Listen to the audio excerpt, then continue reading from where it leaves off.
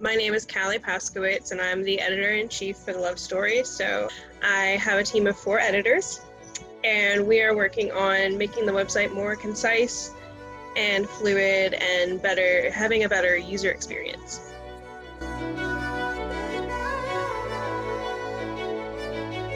So a lot of people, when they first come to The Love Story, they get a bit overwhelmed when they look at that first page. They're like, what is this? Like, I don't understand.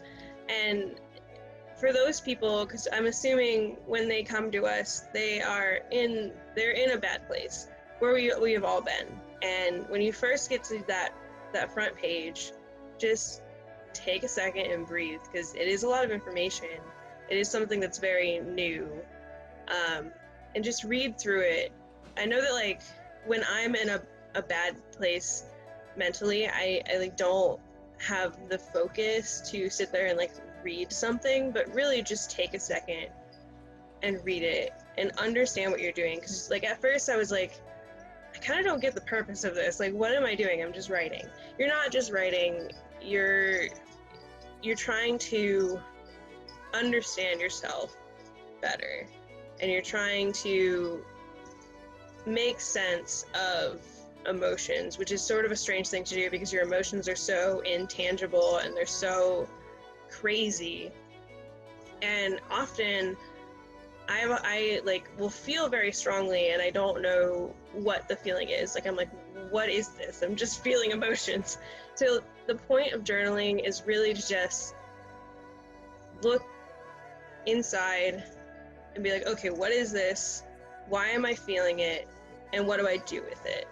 And that's sort of what you have to ask yourself when you're journaling.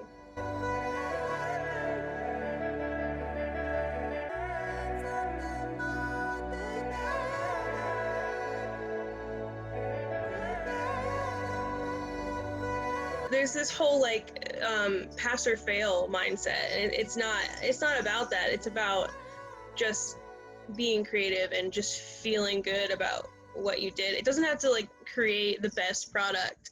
It's not about the product. It's about just getting it out there and getting it out of your brain. For a lot of people, if you're not good at art, if you're not good at writing, they won't do it because they can't capitalize on it. And I think the great thing about journaling is that there's no money here. There's no capital.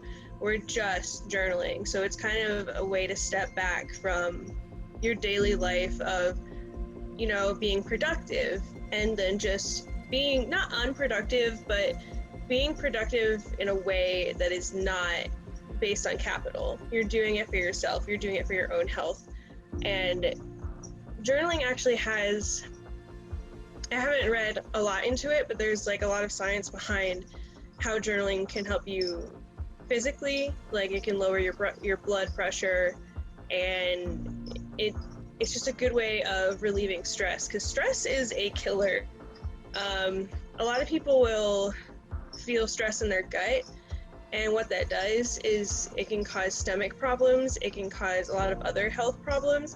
So when you're journaling, you're just releasing like your emotional stress, you're releasing like that physical stress in your body, and you can kind of just unclench, and it's good for your emotional health, your mental health, and it's good for your physical health as well.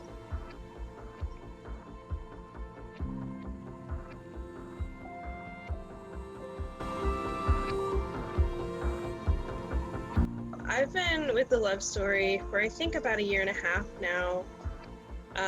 When I first started, I was working at Goodwill, which was a pretty toxic environment, which some might find kind of ironic, but most retail jobs are. So I was in this really bad place. I was exhausted all the time, and I just didn't know what to do with myself. So I was looking for jobs. I was looking for jobs that would pay me, but when I came across The Love Story and I read their mission, I just felt like it was a really good opportunity to get myself writing again. I have a bachelor's in creative writing, and since I had graduated, I wasn't doing anything with writing. I was just going to work, coming home, going to bed. So The Love Story was a a way of breaking that cycle for me.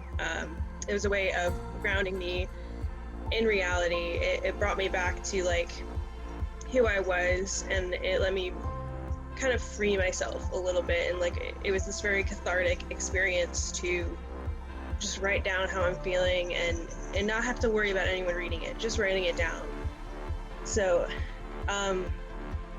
the way the love story has helped me is it's my grounding practice. I often disassociate as a result of my depression.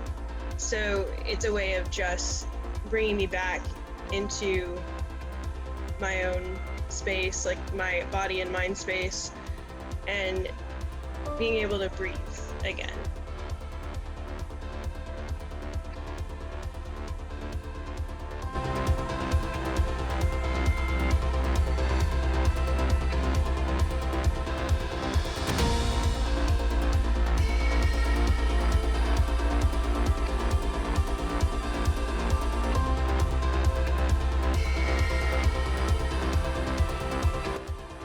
I was thinking about it yesterday and thinking about like what is a shadow, like literally what is your shadow, and it's the product of light not passing through you, like light hitting you and then the shadow is behind you.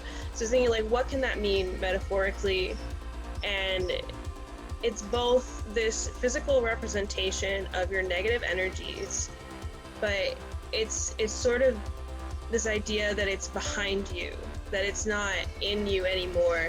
And when you're doing shadow work, you're like physically taking the negative and putting it behind you, and you're like looking out at the light and sort of absorbing it through your skin in a way. So that's kind of what I've been trying to like mentally accept, is that when you're doing shadow work, you have to look at the light as well.